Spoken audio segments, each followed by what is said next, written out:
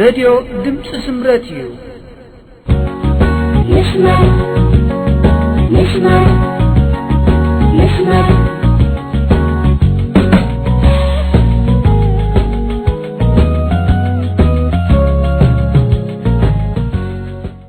ዕለታው መደባት ረድዮ ድምጽ ስምረት ንምክትታል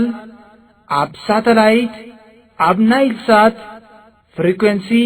1167 ሜጋሄርዝ ፖላራይዜሽን ቨርቲካል ኣብ ፌስቡክ ESMNS ላይክ ፔጅ ኣብ ዌብሳይት www.simret.org ብምባል ክትከታተሉና ንዕድም ሓበሬታ ክትልእኹልና ምስ እትደልዩ radio@simret.org ብምባል ክትልእኹልና ትኽእሉ።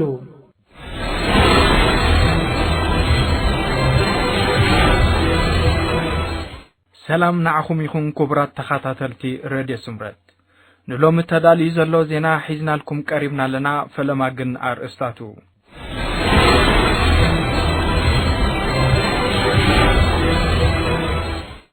ምዝ መላኽ ቁንጮ ህግደፍ ዝኽተሎ ዘሎ ዘይንጡር ናይ ወፃኢ ፖሊሲታቱ ኣብ ላዕለዎት ሓለፍቲ ህግደፍ ፍልልያት ይፈጥር።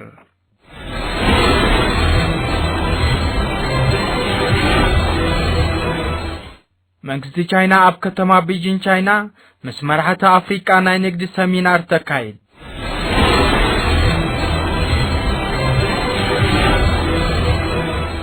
ክቡራት ሰማዕትና ሰምዑ ወጸናሕኩም ኣርእስተ ዜና ይነሩ።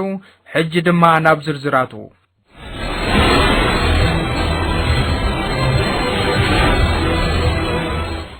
ምዝ መላኽ ቁንጮ ህግደፍ ዝኽተሎ ዘሎ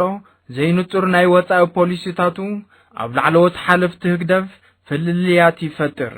መላኽ ቁንጮ ህግደፍ ዝኽተሎ ዘሎ ምስ መራሕቲ ጎረባብቲ ሃገርና ዘይንጡርን ምስጢራውን ምዃኑ ንብዙሓት ላዕለዎት ሓለፍቲ ህግደፍ ስጋት ፈጢሩሎም ከም ዘሎ ምንጭታት ይሕብሩ። ኣብ ማይ ቤት ህግደፍ ካብ ግዜ ናብ ግዜ ፈኸም እንዳበለ ፍልልያት ናብ ዝለዓለ ጥርዙ ይኸይድ ከም ዘሎን ናብ ታሕተዎት ሓለፍቲ ወተሃደራትን መኮንነታትን ወሪዶ ኣብ ኣሰካፊ ኩነታት ከም ዝርከብ እቲ ምንጭ ወሲኹ የረድእ። ቁንጮ መላኽ ህግደፍ ንኹሉ ኩነታት ሃገርና ምስ ጎረባብቲ ሃገራት ይኹን ኣብ ውሽጢ ሃገር ዝግበር ስራሕትን ውዕላትን ላዕለዎት ሓለፍቲ ይኹን ህዝቢ ኤርትራ እቲ ስምምዓት ንህዝቢ ግልጽ ብዘይ ምዃኑ በቲ መላኽ ቁንጮ ህግደፍ ዝገብሮ ዘሎ ሕጉሳት ከም ዘይኮኑ ይሕበር። እዚ ኩሉ ተዳማሚሩ ኣብ ውሽጢ ሃገርና ዝርከብ ህዝብና ኣብ ኤርትራ ሃገርና ቁንጮ ስርዓት ህግደፍና ተሓሳስቡን ካብ ገጽ መሬት ኤርትራ ካብ ስሩ ምሒኻ ከይተጸርገ ሰላም ክርከብ ከም ዘይክእል ነዝኸውን ንምግባር ከዓ ኣብ ውሽጥን ኣብ ደገን ዝርከቡ ጉዱሳት ዜጋታት ብሓባር ክሰርሑሉ ዝኽእሉ መንገዲ ፈጢርካ ብዘይወዓል ሕደር ደኺምና ከይበልካ ክስራሕ ከም ዘለዎ ይምሕጸኑ።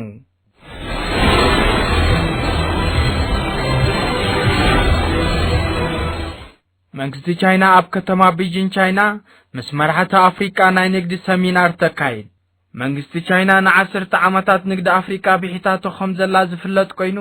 ተማልሶኒ ንክልተ መዓልታት ዝወስድ ኣብ ነፍሲ ወከፍ 3 ዓመታት ዝካየድ ሰሚናር ከም ዝተኸፍተ ተሓቢሩ። ኣብቲ ቻይና ዘዳለወቶ ሰሚናር ልዕሊ 50 ዝኾኑ መራሕቲ ሃገር ኣፍሪቃ ከም ዝተሳተፉ ይሕበር። ፕሬዚደንት ቻይና ዚ ጂንፒንግ ካብቲ ቅድሚ 3 ዓመታት ኣብ ጆሃንስበርግ ደቡብ ኣፍሪቃ ዝተኻየደ ሰሚናር ንልዕሊ $60 ቢልዮን ቻይና ንሓገዝን ለቃሕን ኣፍሪቃ ከም ዘበርከተት ገሊጹ። ቻይና ኣብና ኣፍሪቃ ዓባይ መሻርክቲ ናይ ንግዲ ምዃና ዝፍለጥ ኮይኑ ኣብ ትሕተ ቅርጺ ከም ጽርግያ ምስራሕ፣ ሊጋታት ምስራሕን ጥሩይ ዝስተ ማይ ምዝርጋሕን ኣብ መንገዲ ባቡር ምህናጽ እውን ዝለዓለ ኣበርክቶ ከም ዘለዋ ይፍለጥ። ቻይና እታ ብዕብየት ሃገራዊ ቁጠባ ድሕሪ ሕብራት መንግስታት ኣሜሪካ ተሰሪዓ ትርከብ ኮይና ኣብ ኤስያን ኣፍሪቃን ምስ ገለገለ ደቡብ ኣሜሪካን ኣብ ንግድን ዲፕሎማስን እንዳዓብለለት ትወፅእ ከም ዘላ ይሕበር። ክቡራት ሰማዕትና ንሎሚ ዝተዳለወ ዜና ኣብዚ ዛዚምና ኣለና። ምስ ተረፈ መደባትና ንሓድገኩም ሰናይ ምክትታል።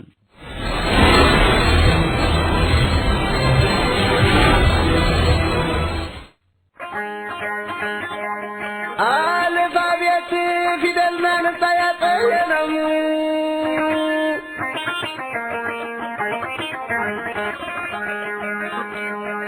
አልፋቤት ፊደል መንጣያጠ የነሙ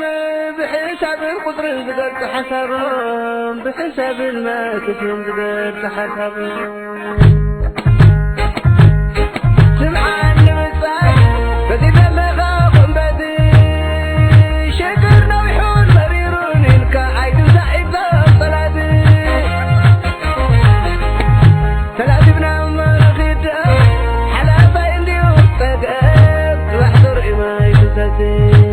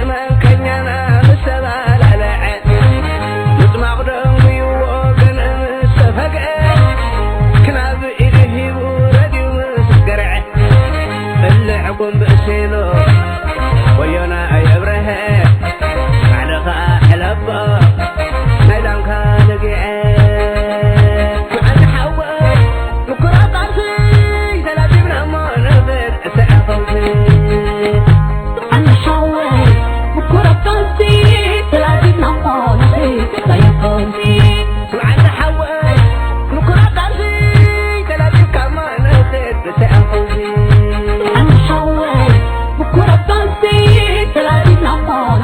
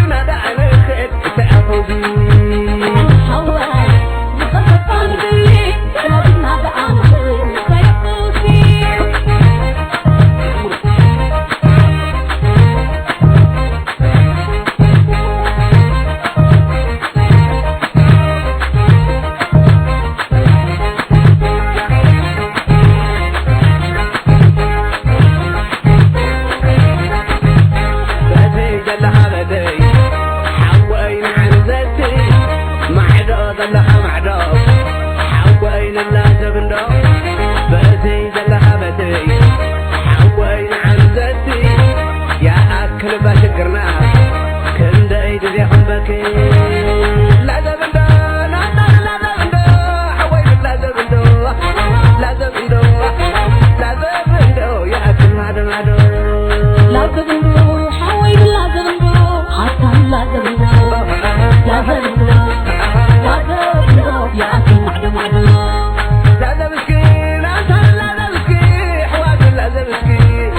لا زبسكي لا زبسكي كندا يدري حبك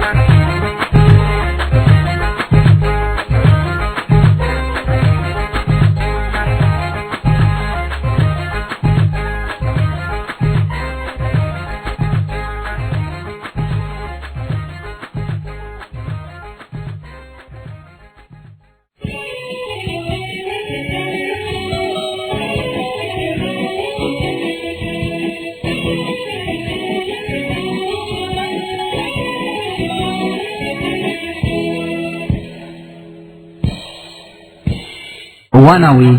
ዛዕባ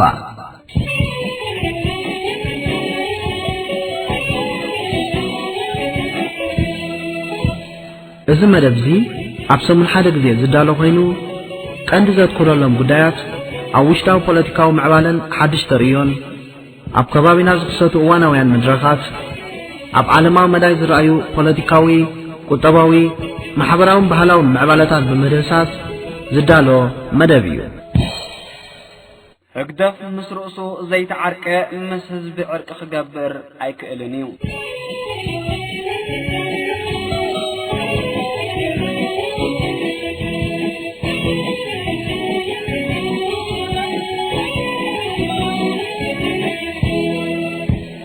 هقدف كابصورا جميرو سر إرتراون نت كم زنبرة زتفعلي قدايم تقادلتي قليس أمن يقلص ولون هقدف سر حزبن حجرني قبل دما نت زي فلت من سي ولدو اتحقق نغرو بتزلوم عقمي يسرح له هقدف ان حزب إرترا انداد داناغر زنبر ابطفات حزب إرترا حقوس زسمعو ጉጅለ ሙኻንውን ንዓናነቶም ናይለም ወለዶ ከም ፀሓይ ቀትሪ በርሂልና ኣሎ ህግደፍ ኣብ ሰውራ ኤርትራ ዝገብሮ ዝነበረ በደልን ዓመፅን ኣብ ህዝቢ ኤርትራውን እቲ ሃገራዊ ናጽነት ምስተረጋገፀ ብዝኸፍአ መልክዑ ክቕፅለዩ ተራእዩ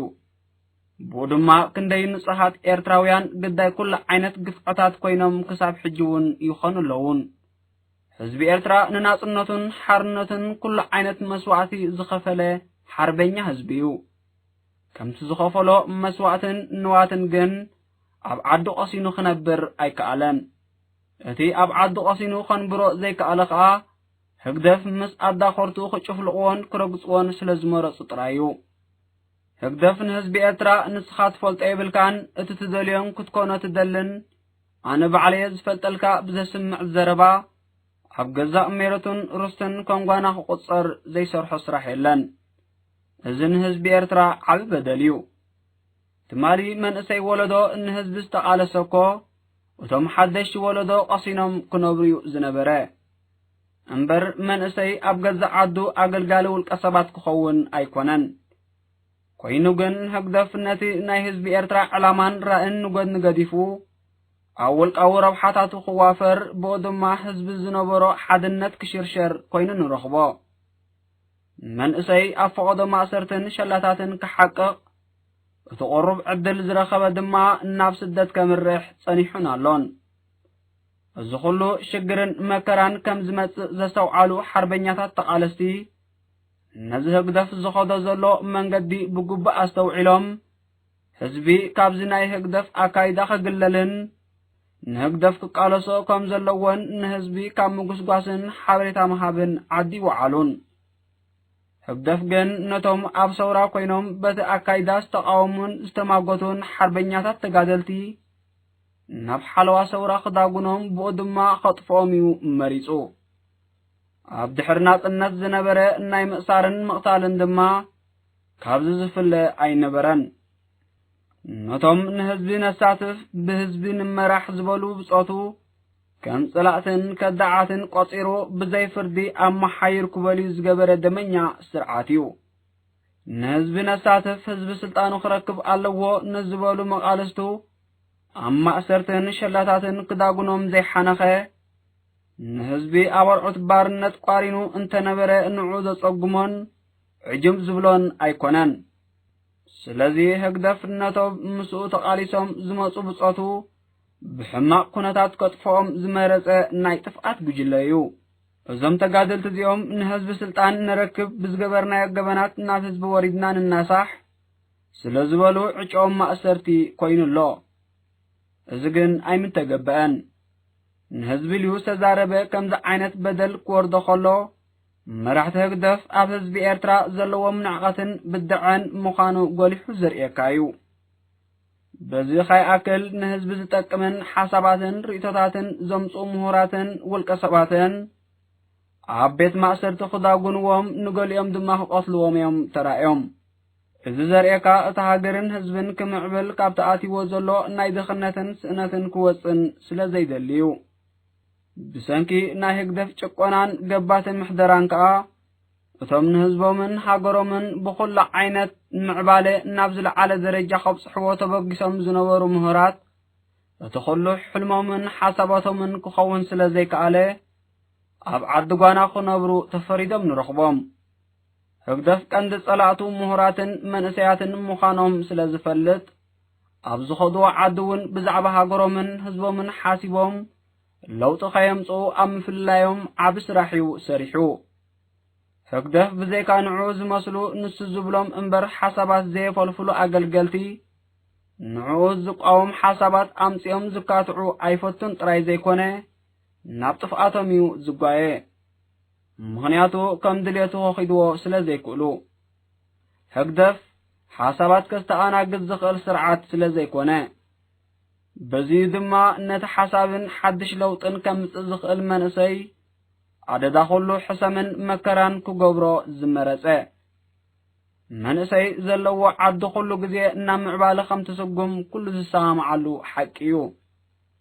ምኽንያቱ መንእሰይ ናይ ለውጢ ሓይሊ ስለ ዝኾነ ኣብ ዓለምና ከምቲ ኩሉ ግዜ ዝግለጽ እዚ ኩሉ ካብ ጽባሕ ናብ ጽባሕ ዝረአ ዘሎ ለውጢ እቲ መንእሰይ ዝፈጠሮ ለውጢ እዩ መንእሰይ ኩሉ ዓይነት ለውጢ ዘረጋግጽ ፍሉይ ትዕዝልቲ ዘለዎ እንተበልና ምግናን ኣይኮነን ኣቦታት ክምስሉ ብግዜ ንእስነትካ ድኽነት ዳርጋ ሽመት ይብሉ እዚ ማለት ኣብ ግዜ ንእስነትካ ዝኾነ ሽግር ማለት ድኽነት ይኹን ካልእ ምስ ዘጋጥመካ ሰሪሕካ ካብትን ናብትን ኢልካ ነቲ ዘጋጥመካ ሽግር ክትዓብሶ ትኽእል ኢኻ ኣብ እርጋን እንተበፂሕካ ግን ከም መንእሰይ ክትጎይን ክትሰርሕን ስለ ዘይትኽእል ኣብ ዝተፈላለዩ ጸገማት ክትወድቕ ትኽእል ኢኻ እቶም ኣባታት ነዚ ብምስተውዓልዮም ነቲ ምስላኽ ምስሉ ዝኽኣሉ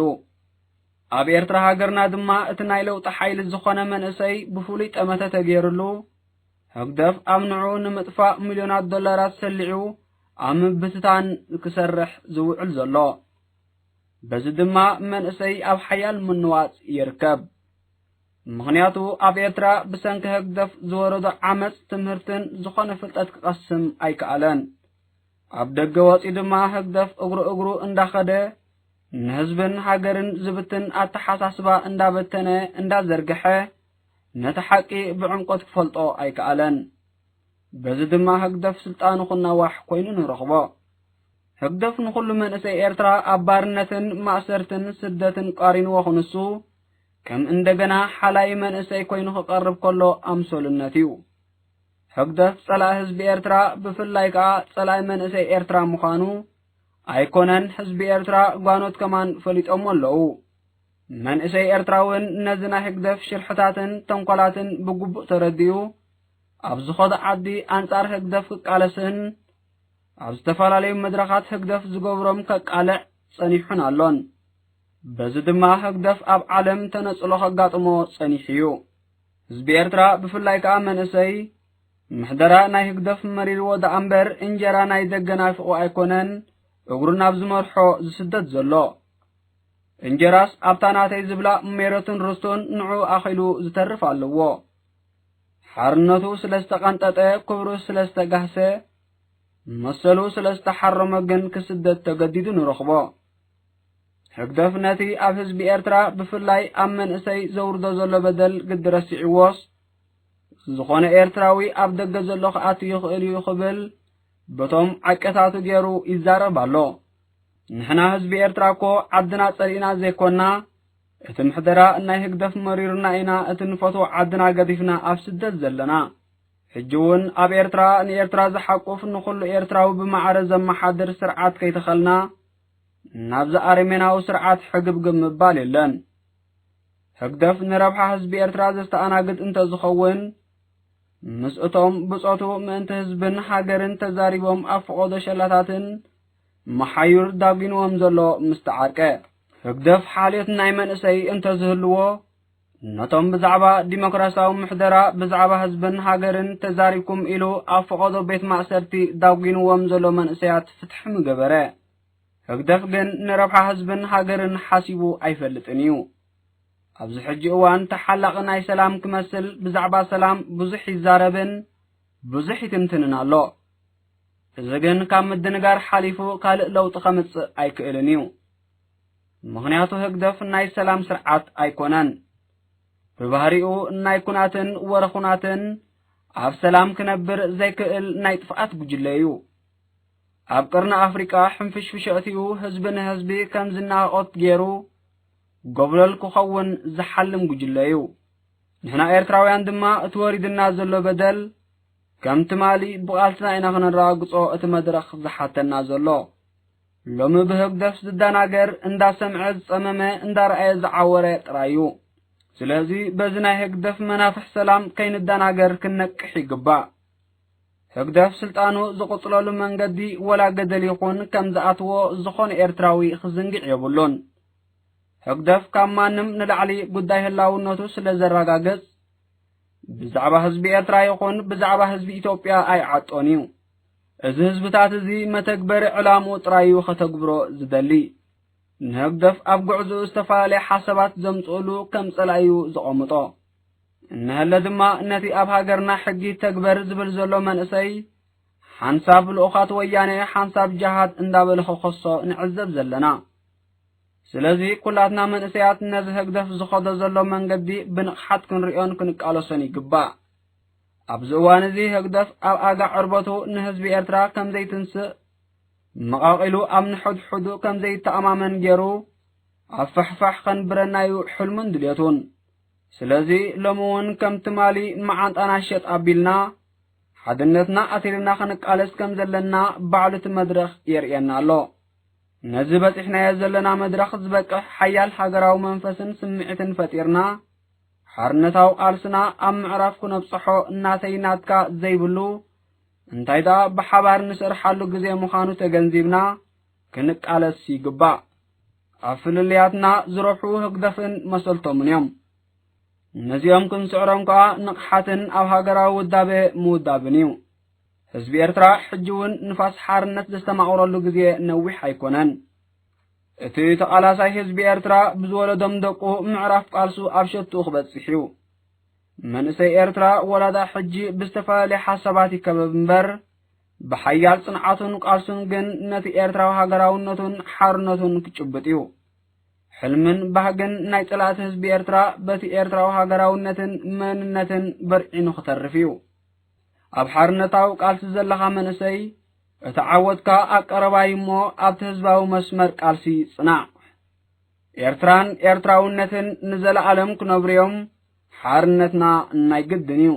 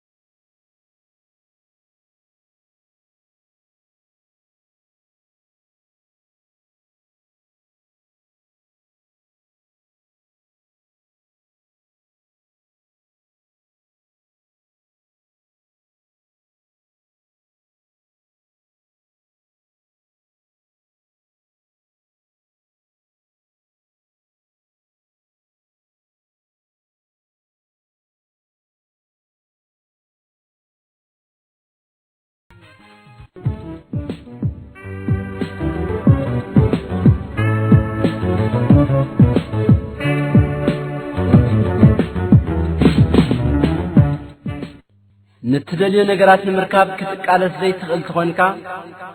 بزسان كاي نجارات ممرار واقاي بلو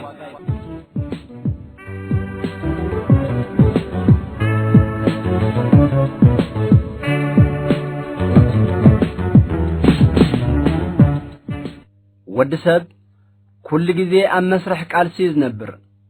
أنت عينت قالسيز بالجنا بنصرن بتتقام قدن كرأي جبا ودسب كابكالوت فطرات نيزام مدري أمنا زخفرن زلبمن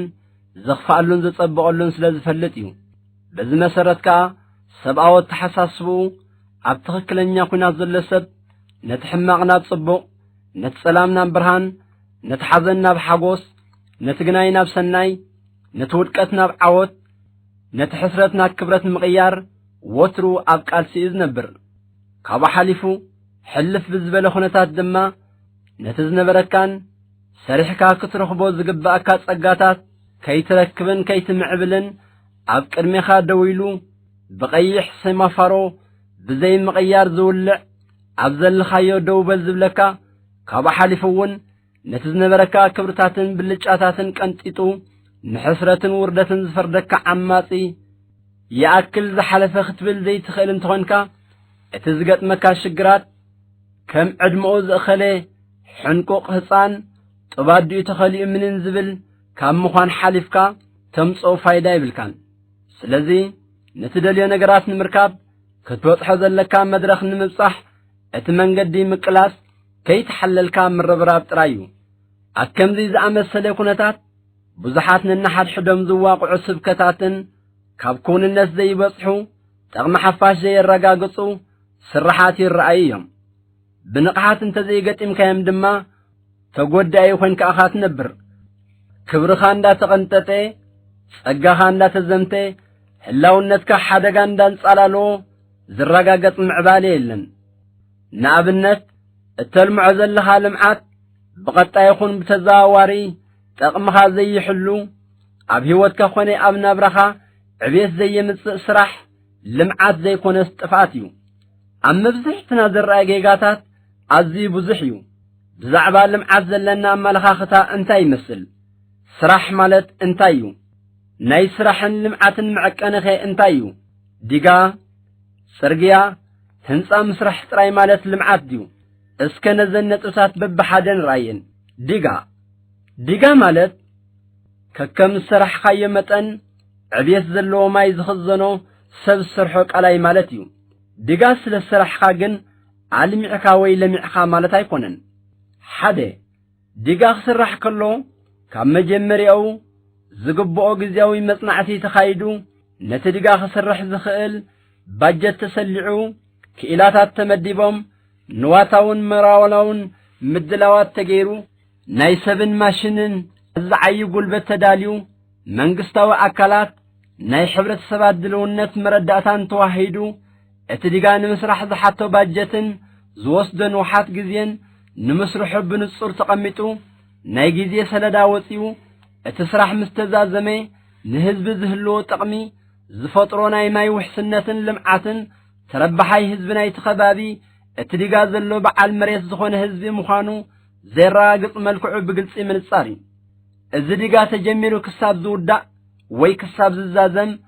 ابو بقطاز ساتف عاي قلبت كابتو خسراح زخيل عاقمست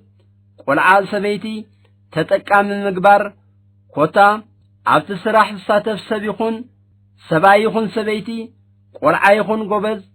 بمويايخون بقلبت انتا يربح بمشكالو عبي واتمنا بابرو زمت لوطي انتا يلو سريحو نايد خام عصبي تخفيدو ابو مشكالو كابدرار الاتو زحلف كسفلي ترخيبو دو ابو بمسرحو عبي واتنا بران زفطر لوطي اللدو دقون معباي حدارون ممتا حق زودو ابنا برو عبيت امسي اللدو دقون خمهر ناي مقب وحسنت كراقاقز كيلدو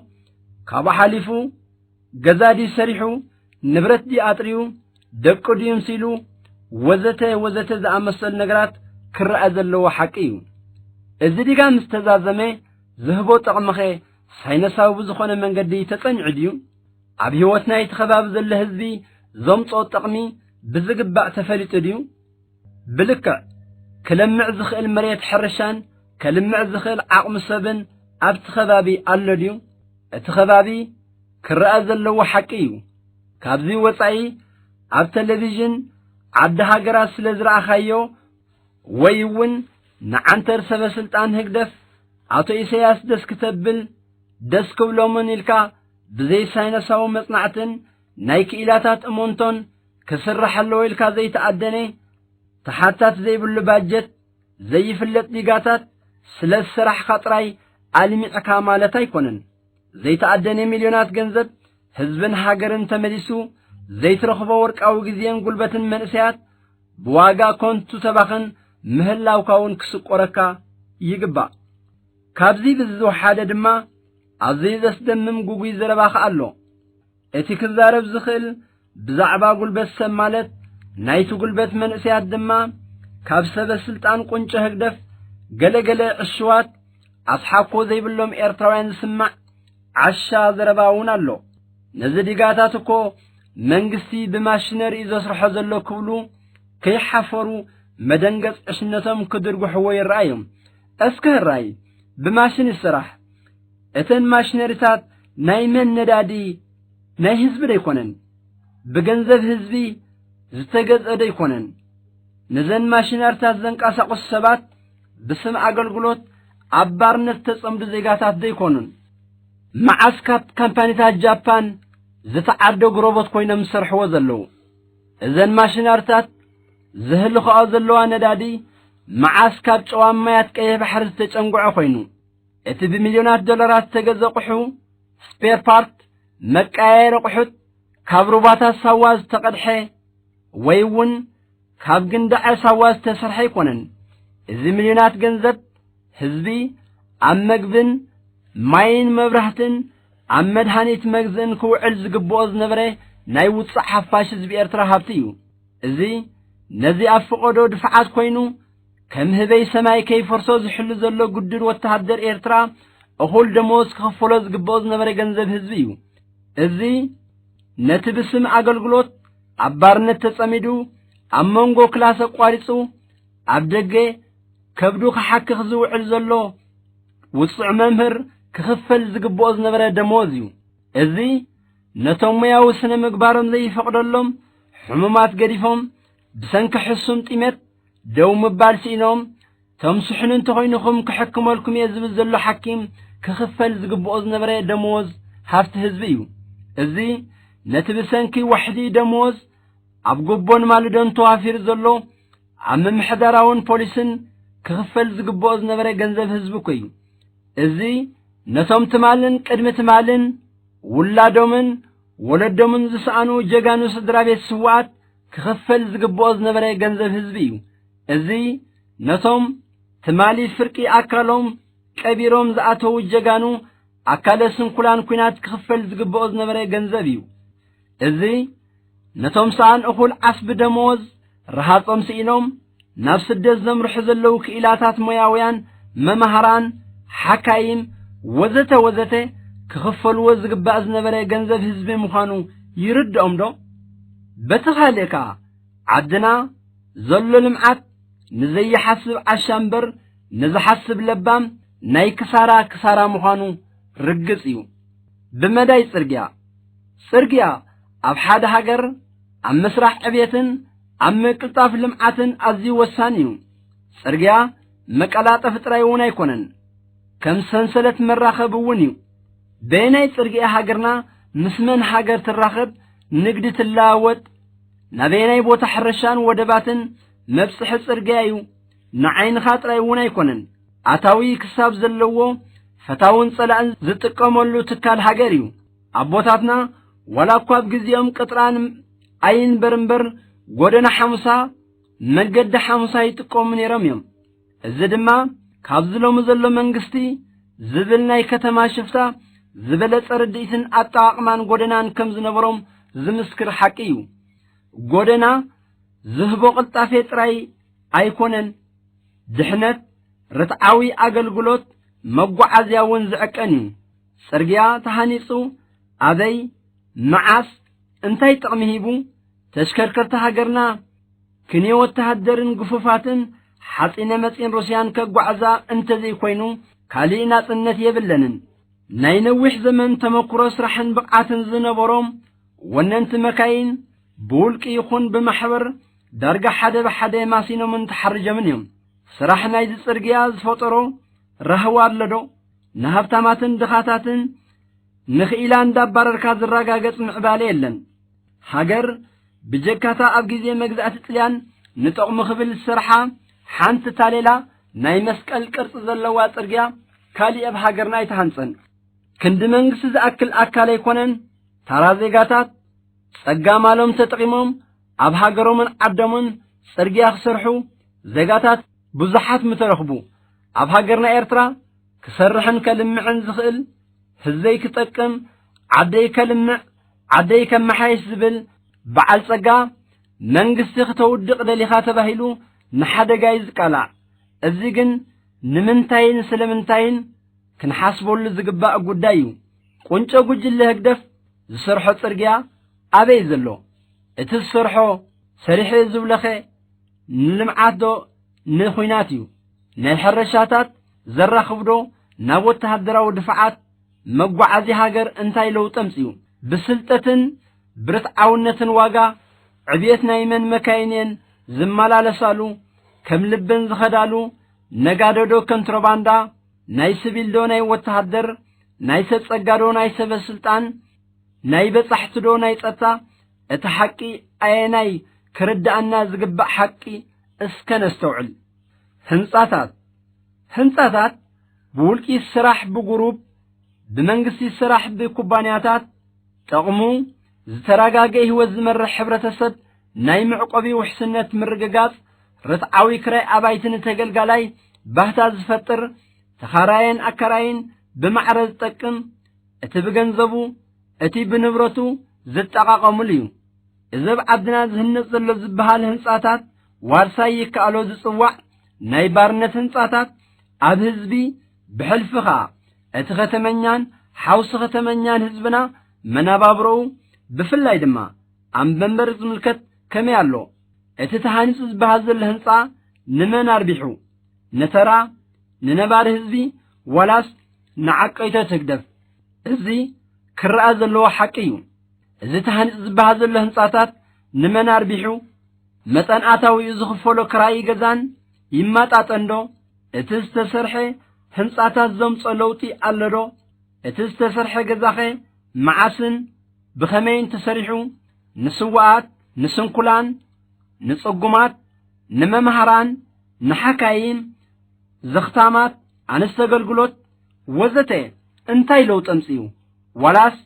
ንናይ እዝኒ ማሕዮታት ህግደፍ ትማሊ ምስ ደርጊ ኮይኖም ህዝቢ ደም ዘንብዑ ዝነበሩ እዮም ወላስ እቶም መዋዕሎም ሙሉእ ንጠቕሚ ህዝቢ ሃገርን ክብሉ ዝበለዩ ዘምጸሎም መስተርሆ ኣለዶ እዚ ተሃኒጹ ዝበሃል ዘሎ ህንጻታት ኣብ ሕብረተሰብ ዝፈጥሮ እፎይታ እንታይ እዩ ኣብ ቃልሲ ዝነበሩ ሓላፊ ይኹን ተራ ተጋዳላይ ይኹን ካልእ ንመን የርቢሑ ንመምህራን ንሐካይም ንወተሃደራት ነበር ንዝኣረጉ ጥረተኛታት ዋላስ ነቶም ትማሊ ካብ ጀርመንን ዓድ ጣልያንን ወዘተ ዝመጹ በለጸተኛታት ንመን ይኽወሃብ ዝግቦ እስከ እቲ ሓቂ ንፈትሽ እዚ ህንጻታት ዝስርሕዎ ጽጉማት ኣገልግሎት ዝሰፍርዎ ድማ ካብ ደገ ዝመጹ ሃፍታማት እንተኾይኑስ ፍትሒ ድዩ ደሞዞምን ዓቕሞምን ይትረፍ ኣብ ዝገዛዚ ክቕመጡ ነቲ ኻንሸሎ ክኩሕኩሑ ዘይኽእሉ እሙናት ሓሰውቲ ናይ ስርዓት ጥራይ ብምዃኖም ገዛ እንዳተዓደሉ እቶም መዋዕሎም ሙሉእ ኣብ ሃገራዊ ጉዳይ ዕድሜኦም ዘብልዩ ሓርበኛታት ጥዑያት ይኹኑ ስንኩላን ካልኦት ኣብ ምዕባለ ሃገር ዝለዓለ በርክቶ ዘለዎም መምህራን ሓካይም ካልእ ናይ ስራሕ ዕዮ ኽኢላታት ኣብ ህይወቶም ዝተፈጥረሎም መቐይሮ ኣለዶ እዚ ተሃኒጽ ዘሎ ህንጻታት ንመን ስለ ዘርብሐ እዩ ህንጻ ዝበሃል እዚ ህንጻታት እዚ ካብ ዝተሰርሖን ላዕሊ ካብ ጠቕሙ ጎድኡ በዚሕ ኣሎ ምኽንያቱ እቶም ኣብኡ ዝዓዩ ዘለዉ ሰባት ብስም ኣገልግሎት ዕድመኦምን ዕድሎምን እንዳማሰነ ንሶም ክዕብይዎም ዝግቦም ቆልዑ ብዝኽትምና እናተዋረዱ ኣደዳ ስደትን ንብትታንን እንዳኾነ ስድራ ቤት ዘረጋግጹ ዓወት ኮነ ረህዋ የለን ስለዚ ልምዓት ማለት ናይ ኩሉ ዜጋ ተሳትፎ ማዕርነት ዘረጋግጽ ናይ ሓባር ጥቕሚ ዘውሕስ እንተ ዘይኮይኑ ዓማጽን ተዓማጽን ተረባሕን ተጎዳእን ኣብ ዘለወሉ ኹነት የልማዕ ኣለኹ ማለት ኮንቱ ጻዕርን ዕስልነት እዩ በዚ መሰረት ልምዓት ማለት ንልምዓት ዝሓስብ ካብቲ ልምዓት ዝጥቀም ህዝቢ ምህናጽ ዳእምበር ንህዝቢ ኣገዲድካ ዝረጋገጽ